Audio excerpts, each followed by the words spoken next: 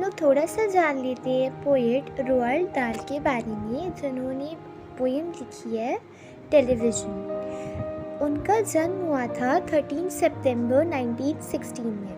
और उनके ऑक्यूपेशन के बारे में जान लें तो he was a British novelist, novel लिखते थे, शॉर्ट स्टोरी राइटर थे वो, पोएट थे, स्क्रीन राइटर भी थे और साथ ही साथ वो वॉर टाइम फाइटर पायलट भी थे।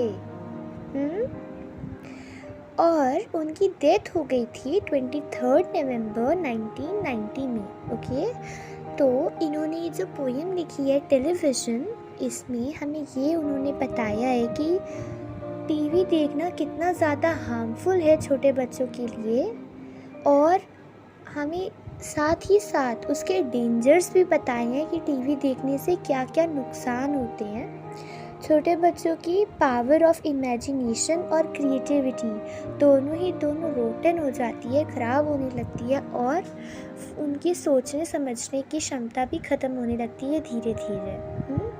तो इस पोएम में यही बताना चाहा है उन्होंने कि टेलीविज़न के कितने ज़्यादा हार्मफुल इफ़ेक्ट्स हैं और कितना ज़्यादा टेलीविज़न हार्मफुल है बच्चों की मेंटल ग्रोथ के लिए।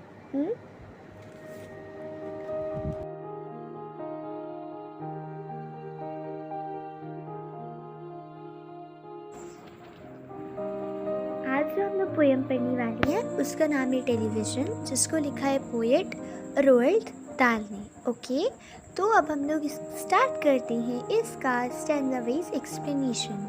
The most important thing we have learned so far as children are concerned, जो सबसे इम्पॉर्टेंट बात है वो बच्चों के लिए वो क्या है, is never never let them near your television set. बच्चों को कभी भी टीवी नहीं देखनी चाहिए, बच्चों को टीवी देखना अवॉइड करना चाहिए और उनको कभी भी टीवी के सामने नहीं बैठना चाहिए। और better still just don't install the idiotic thing at all.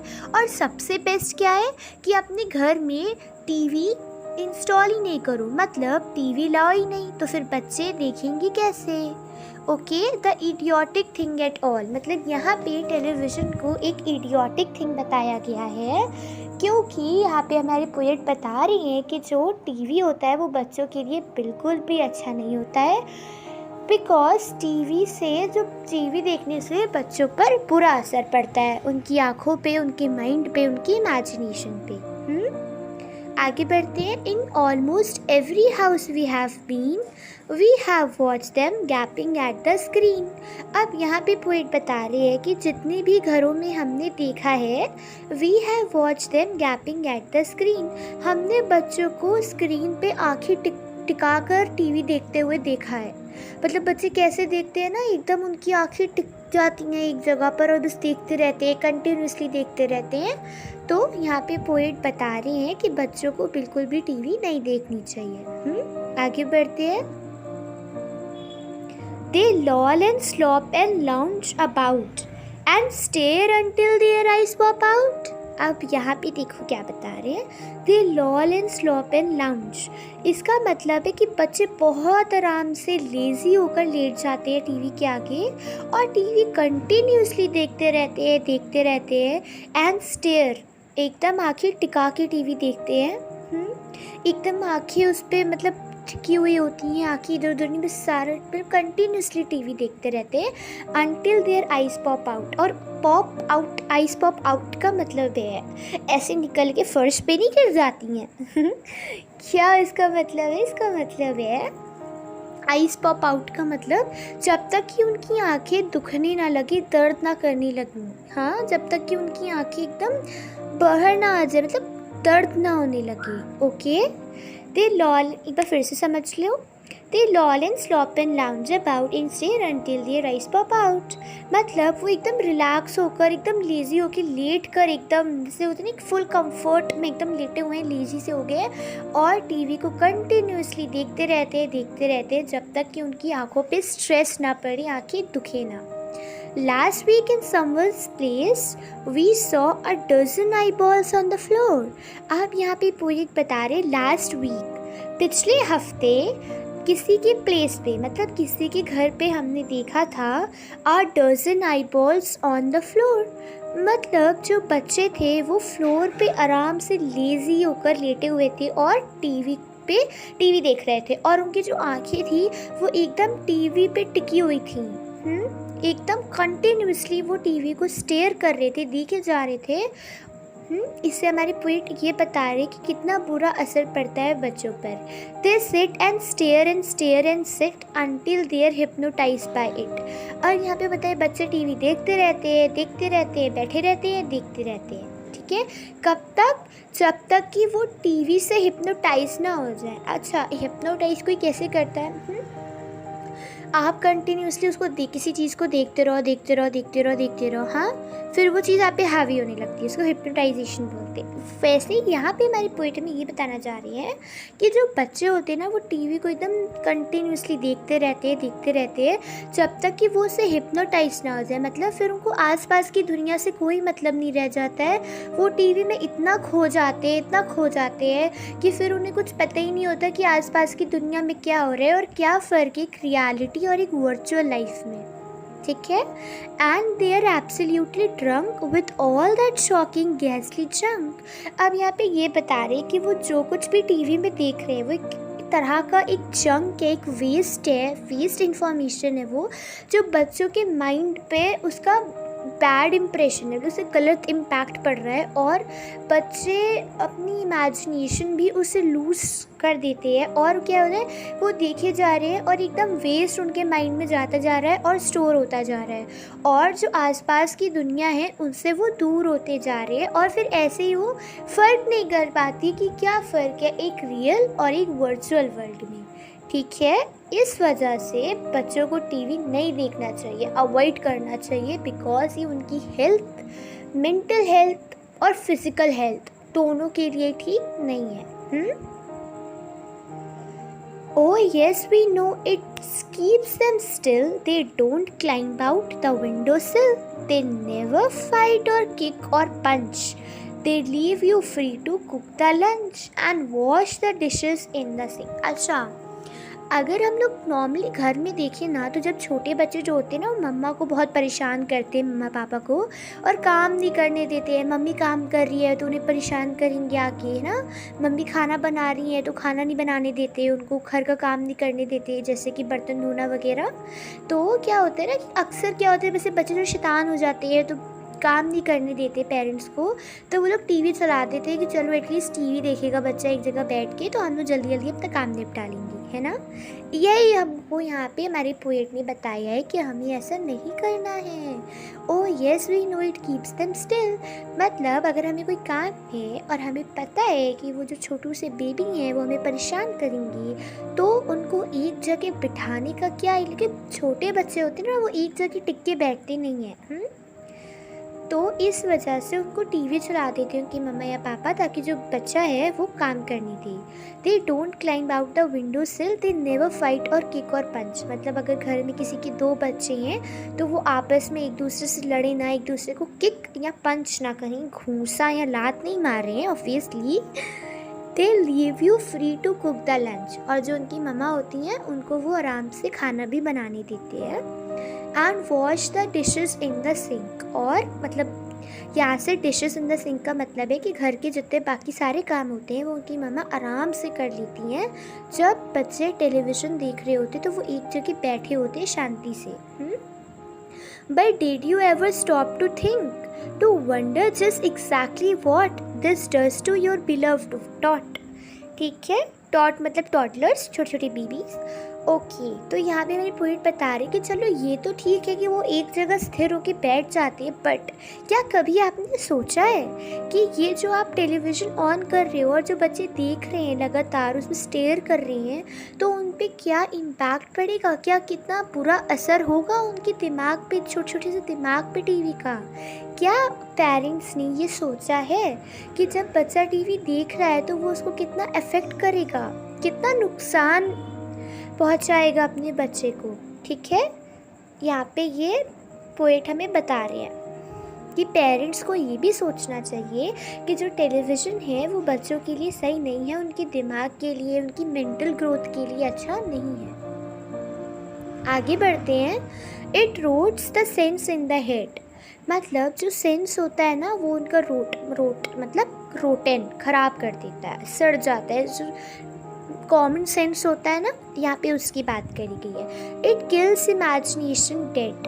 अब जो छोटे बच्चे हैं उनके बहुत क्रिएटिव होते हैं, उनका जो माइंड होता है वो सब ज़्यादा इमेजिनेटिव होता है। मतलब हम लोग कहते हैं ना कि सबसे ज़्यादा क्रिएटिविटी और इमेजिनेशन होती है एक छोटे बच्चे में, बड़े होते होते वो कम हो जाती है, बट सबसे ज़्यादा चाइल्डहुड होता है जिसमें बच्चे सबसे ज़्यादा क्रिएटिव और इमेजिनेटिव होते हैं। तो लेकिन जब वही बच्चे टेलीविज़न के आगे अपना सारा दिन स्पेंड करते हैं और उसको देखते रहते हैं तो उनकी इमेजिनेशन पावर भी ख़त्म हो जाती है, धीरे धीरे ख़त्म होने लगती है। It clogs and clusters up the mind, it makes a child so dull and blind. और वो जो उसकी सोचने और जानने की क्षमता जो होती है एक बच्चे के दिमाग की, वो पूरी तरह से ख़त्म हो जाती है, धीरे धीरे ख़राब होने लगती है। It makes a child so dull and blind, और वो बच्चा फिर कुछ भी सोच नहीं पाता, इमेजिन नहीं कर पाता, उसकी क्रिएटिविटी ख़त्म होने लग जाती है।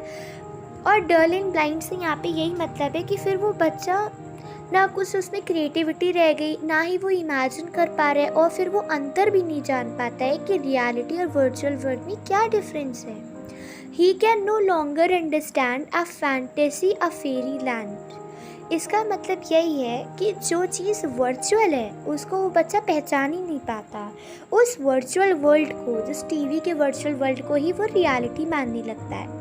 His brain becomes as soft as cheese, his powers of thinking rest and freeze.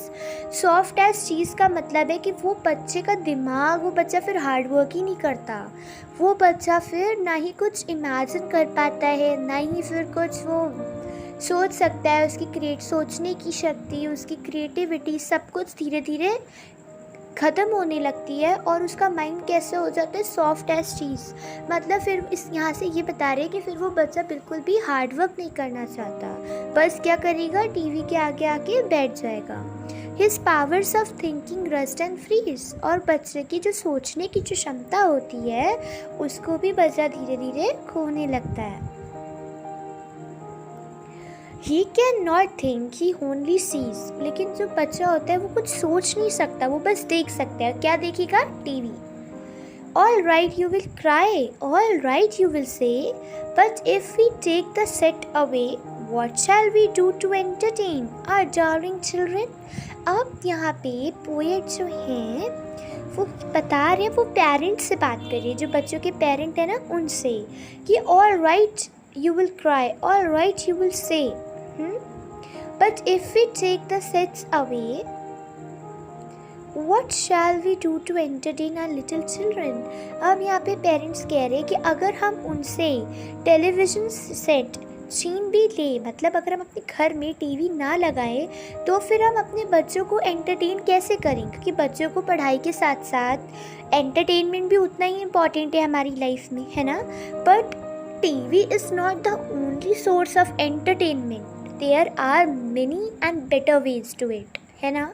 तो यहाँ पे यही बता रहे कि अगर बच्चे को, अब पेरेंट्स कह रहे कि अगर बच्चे को हम टीवी भी ना दें तो फिर उसको एंटरटेन करने के लिए हम क्या दें, प्लीज़ एक्सप्लेन, हमें बताइए please. We will answer this by asking you. अब पोएट कह रहे कि मैं इसको बताऊंगा आप ही से क्वेश्चन पूछ के। What used the darling ones to do, how used they keep them self contented. अब वो पूछ रहे हैं आपके ज़माने में, वो पेरेंट्स से पूछ रहे हैं कि आपके ज़माने में जब टीवी इन्वेंट ही नहीं हुआ था तो आप क्या करते थे, क्योंकि टीवी तो इन्वेंट ही नहीं हुआ था तो ऑफ कोर्स टीवी तो वो लोग देखते नहीं थे। तो उनका जब चाइल्डहुड चल रहा था, जब उनके बचपना चल रहा था, तो वो खुद को कैसे एंटरटेन करते थे, उनका सोर्स ऑफ एंटरटेनमेंट क्या होता था, how used they keep themselves contented, अपने आप को वो किस तरह से बिजी रखते थे, किस तरह से अपने आप को वो एंटरटेन रखते थे, है ना। Before this monster was invented, मतलब before this TV was invented, before the invention of this idiotic thing. और यहाँ पे टीवी को एक मॉन्स्टर से कंपेयर किया गया है, बिकॉज वो उससे कम भी नहीं है, बिकॉज टीवी का बच्चे पे बहुत बुरा इम्पैक्ट पड़ता है, बुरा असर पड़ता है। उसके सोचने की क्षमता, उसकी समझने की क्षमता कम हो जाती है और वो डल एंड बोरिंग हो जाता है, बच्चा लीजी हो जाता है, हार्डवर्क नहीं करना चाहेगा फिर, और बच्चा रियल और वर्चुअल वर्ल्ड में डिफरेंस भी नहीं समझेगा। Have you forgotten? Don't you know? We will say it very loud and slow. They used to read, they read, they had read and read. अब यहाँ पे पोएट बता रहे हैं and then proceed to read some more. अच्छा, अब यहाँ पे देखिए, जब पेरेंट्स ने पोएट से क्वेश्चन पूछा कि अगर हम टीवी सेट्स ही अपने घर में इंस्टॉल ना करें तो फिर हम अपने बच्चों को कैसे एंटरटेन देंगे, फिर उनके सोर्स ऑफ एंटरटेनमेंट उनका क्या होगा। तो पोएट ने पेरेंट्स से इन रिटर्न पूछा कि आपके ज़माने में जब आप लोग बच्चे थे तब टीवी तो इन्वेंट नहीं हुआ था, तो आप लोग कैसे खुद को कंटेंटेड रखते थे, कैसे अपने आप को बिजी और एंटरटेन रखते थे। तो क्या करते थे उस ज़माने में, हमारे दादा दादी लोगों के ज़माने में फिर वो लोग क्या करते थे जब वो लोग छोटे थे? दे यूज्ड टू रीड, वो रीड करते थे बुक्स। इसी वजह से उनकी इतनी अच्छी, मतलब वो टीवी और ये सब केस के आगे नहीं बैठते थे। वो लोग क्या करते थे, किताबें पढ़ते थे, नई नई तरह की, अलग अलग तरह की किताबें आती हैं, कॉमिक्स आती हैं, फ़नी बुक्स आती है, स्टोरी बुक्स आती हैं, ओके, फेरी टेल की बुक आती है, सिंड्रेला वाली भी मैंने भी पढ़ी है अपने बचपन में। तो इस तरह की किताबें आती हैं जिनसे बच्चों को एंटरटेन किया जा सकता है। और ये जो बुक्स होती हैं ना, ये उनकी इमेजिनेशन, क्रिएटिविटी को इन्हांस करती हैं, ये सब उनकी स्किल्स को इन्हांस करती है। And one thing more, reading book is always have been a plus point. ये बच्चों पे कभी भी निगेटिव इम्पैक्ट नहीं डालती है। I mean, reading a book can only be a positive thing and I don't think it has a negative impact on the children, है ना। इसीलिए जो हमारे दादा लोग हुआ करते थे वो अपने बचपन में क्या करते थे, वो किताबें पढ़ते थे, अलग अलग तरह की किताबें पढ़ते थे और अपने आप को एंटरटेन रखते थे, बिजी रखते थे। And then proceed to read some more, पढ़ते रहते थे और पढ़ते रहते, अलग अलग तरह की किताबें पढ़ते थे, अलग अलग वैरायटी की। Great Scott gadzooks, one half their life was reading books. और उनकी जो वन हाफ, मतलब जो उनकी आधी ज़िंदगी थी वो पढ़ने में ही निकल गई थी किताबों को। The nursery shelves held books galore, मतलब उनके साथ इतनी ज़्यादा किताबें हुआ करती थी कि जो उनकी शेल्फ्स हुआ करती थी वो पूरी बुक से भरी होती थी। और उस ज़माने में क्या करते थे बच्चे, टीवी तो इन्वेंट हुआ नहीं था, तो वो लोग अलग अलग तरह की बुक्स पढ़ते थे। और इस जनरेशन के बच्चों को भी यही करना चाहिए। यहाँ पे हमारे पोएट ये बता रहे हैं। Books cluttered up the nursery floor and in the bedroom by the bed. More books were waiting to be read. यहाँ पे पोएट बता रहे कि इतना अच्छा लगता था उनको बुक्स पढ़ना कि फिर वो उनकी हॉबी बन जाया करती थी। और बच्चे ना इसको बहुत इंजॉय करते थे, मतलब बहुत इंटरेस्ट लेकर वो किताबों को पढ़ते थे। ये उनका बहुत अच्छा एन्जॉयमेंट हुआ करता था। और रीडिंग से उनकी रीडिंग स्किल्स भी डेवलप होती थी बच्चों की, उनको न्यू वर्ड्स भी पता चलते थे जिससे उनकी वोकैबुलरी इंक्रीज़ होती थी और उनकी इमेजिनेटिव और उनकी क्रिएटिव स्किल्स बहुत ज़्यादा इन्हांस होती थी। सो रीडिंग बुक्स के इतने सारे बेनिफिट्स हैं जो बच्चों को मिलते थे, ओके। और उनकी बुक्स हर जगह होती थी, उनकी शेल्फ पे, उनके बेड पे, जो अलग अलग तरह की बुक पढ़ते थे। Such wondrous, fine, fantastic tales of dragons, gypsies, queens and whales, and treasures, isles and distant shores, were smugglers rowed with muffled oars, and pirates wearing purple pants. अब यहाँ पे वो बता रही कि किस तरह की किताबें वो लोग पढ़ते थे। इतनी सारी वैरायटी ऑफ बुक्स हैं बच्चों के लिए जिनको वो बहुत ही इन्जॉय करके पढ़ सकती हैं। ठीक है, छोटे बच्चों की किताबें जैसे फैंटास्टिक टेल्स हो जाती हैं, और ड्रैगन्स की टेल्स, क्वींस की, वेल्स के बारे में पढ़ सकते हैं, ट्रेजर आइलैंड के बारे में पढ़ सकते हैं, distant shores where smugglers rode with muffled roads and pirates wearing pants. तो यहाँ पे वो वैरायटी ऑफ बुक्स दिखा रहे हैं, बताना चाह रहे कि इतनी तरह की किताबें और इससे भी और कई ज़्यादा आती हैं बच्चों के लिए जिनको वो पढ़ सकते हैं अपने एंटरटेनमेंट, अपने सोर्स ऑफ एंटरटेनमेंट के लिए। और ये एक सोर्स एंटरटेनमेंट का बच्चों पे और भी कितने सारे इसके पॉजिटिव इफ़ेक्ट्स हैं। And selling ships and elephants and cannonballs crouching round the pot, staring away at something hot. It smells so good. What can it be? Good gracious, it's Penelope. The younger ones had Beatrix Potter with Mr. Todd the Dirty Rotter and Squirrel Nutkin Piglet Plant. अब यहाँ पे भी वो कुछ books बता रही है जो बच्चे उस ज़माने में पढ़ा करते थे, और ये सारी चिल्ड्रंस बच्चों के लिए किताबें हैं जिनको वो बड़े चाव से, बड़े प्यार से पढ़ते थे, और जो उनका बहुत अच्छा सोर्स ऑफ एंटरटेनमेंट भी बनती थी। And Mrs. Tiggy Winkle, and just how the camel got his hump and how the monkey lost his rump, and Mr. Todd, and bless my soul, there's Mr. Rat and Mr. Mole. Oh books, what books they used to know, those children living long ago.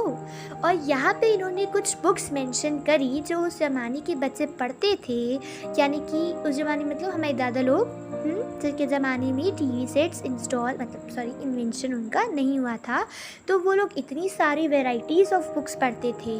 O books, what books they used to know, और वाह वो क्या किताबें थी जो वो लोग पढ़ते थे।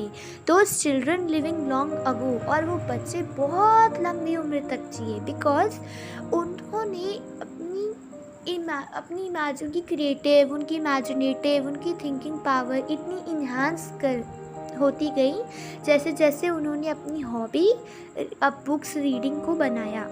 सो please, oh please, we beg we pray.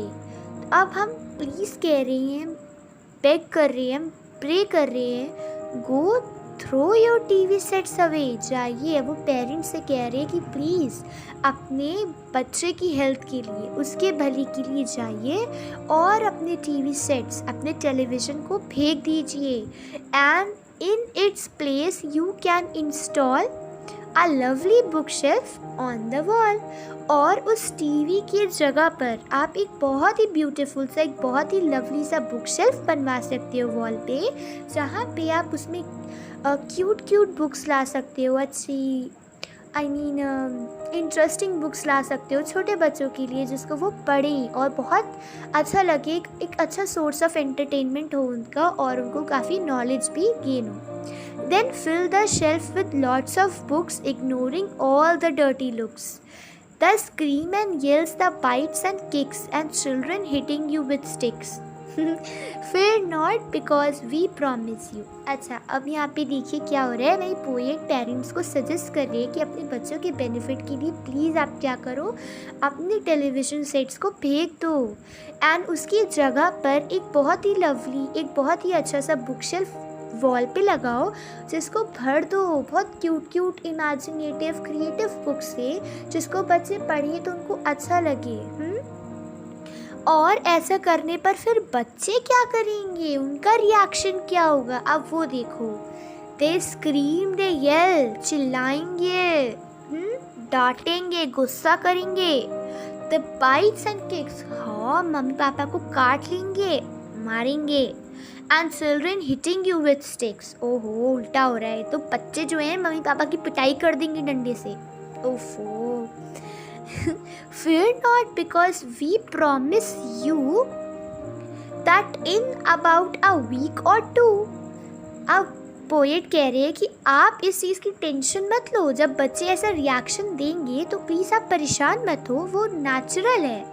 That in about a week or two 1 या 2 हफ्ते में उनके साथ उनका धीरे धीरे उनका ना बिहेवियर चेंज होने लगेगा। जब उनको ये देखेंगे ना वो कि कितना चिल्ला लिया, कितना रो लिया, कितनी इज्जत कर ली, बट फिर भी मम्मी पापा ना नहीं ला के दे रहे हैं, टीवी नहीं लगा रहे हैं, है ना, ऐसी जिद करते हैं ना छोटे बच्चे। तो फिर वो क्या करेंगे, उनके पास कोई ऑप्शन नहीं रहेगा। तो फिर वो लोग क्या करेंगे, they will now begin to feel the need of having something to read, because वो ये देखेंगे हाँ कितना रो लिया, कितना परेशान कर लिया, बहुत सारी जिद भी कर ली, लेकिन टीवी तो नहीं आने वाला है घर में। तो अब वो मजबूर होकर, जब उनके पास कोई और ऑप्शन ही नहीं बचेगा, तो आज नहीं तो कल बच्चा जाएगा और अपनी बुक शेल्फ में से बुक निकाल के पढ़ेगा। At once they start, oh boy, you watch the slowly growing joy। और जैसे ही वो पढ़ेगा और धीरे धीरे उसमें कब रीडिंग की हैबिट डेवलप हो जाएगी उसको खुद को भी नहीं पता चलेगा। बस एक बार बुक उठा के पढ़ने की देरी है, फिर वो बच्चा खुद ही इतना इंजॉय करेगा अपनी बुक रीडिंग को, उसको इतना मज़ा आएगा कि फिर वो सब कुछ भूल जाएगा और वो बहुत अच्छे से अपनी बुक्स रीड करेगा। You watch the slowly growing Joy, मतलब फिर धीरे धीरे बच्चा उसको इतना इंजॉय करने लगेगा दैट फिल्स देयर हार्ट्स, और फिर वो बहुत खुश हो जाएंगे और इतना अच्छा उनको अपना सोर्स ऑफ एंटरटेनमेंट मिल जाएगा। और reading books source of entertainment तो है ही है, साथ में उनके मेंटल डेवलपमेंट और उसके कितने फिज़िकल डेवलपमेंट के लिए भी कितने ज़्यादा इम्पॉर्टेंट है। उनकी वोकैबुलरी इंक्रीज़ होगी, उनकी नॉलेज इंक्रीज़ होगी, क्रिएटिव एंड इमेजिनेटिव स्किल्स उनकी इन्हांस होंगी, और बहुत सारे उन पे अच्छे असर पड़ेंगे। एक book reading is always a very good habit जो बच्चों में ज़रूर होनी चाहिए। दे विल ग्रो सो कीन, they will wonder that they have ever seen, और वो लोग बहुत दे विल ग्रो सो कीन का मतलब है वो बड़े होकर कितने ज़्यादा मैच्योर, कितने ज़्यादा अच्छे होंगे। और आपको भी वो दिल से थैंक यू कहेंगे बाद में, बड़े होने के बाद। अब देखिए, in that ridiculous machine that nasty foul unclean repulsive television screen.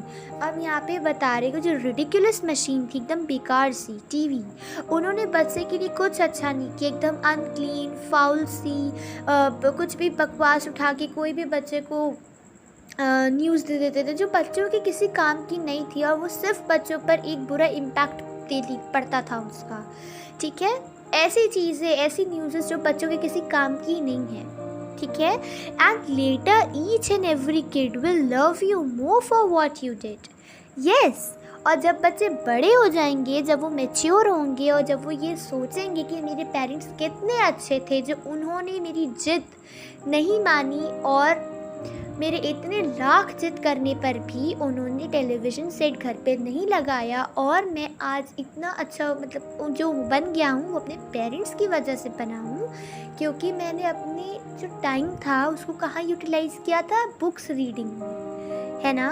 और फिर जब वो बच्चे बड़े हो जाएंगे, जब वो समझने लगेंगे, तो they will love their parents more and more, बहुत ज़्यादा प्यार करेंगे अपने पेरेंट्स को, उनको थैंक यू कहेंगे फॉर व्हाट दे डिड, जो उन्होंने किया। और क्या किया कि उन छोटे बच्चों की बात नहीं मानी। ऐसे ही होता है ना कि एक अच्छे पेरेंट होने के लिए प्यार करना तो ठीक है, बट कभी कभी हमें स्ट्रिक्ट होना भी ज़रूरी होता है उनकी भलाई के लिए। बिकॉज जब बच्चा छोटा होता है ना, तो वो मैच्योर नहीं होता, वो उसके लिए क्या अच्छा क्या बुरा है वो सोच नहीं पाता है। ठीक है, तो इसीलिए अगर आपको एक अच्छा बेस्ट पेरेंट बनना है ना, तो स्ट्रिक्ट होना भी इक्वली इम्पॉर्टेंट है। बिकॉज आज जो आपकी स्ट्रिक्टनेस है वो बाद में आपके बच्चे का फ्यूचर ब्राइट बना सकती है।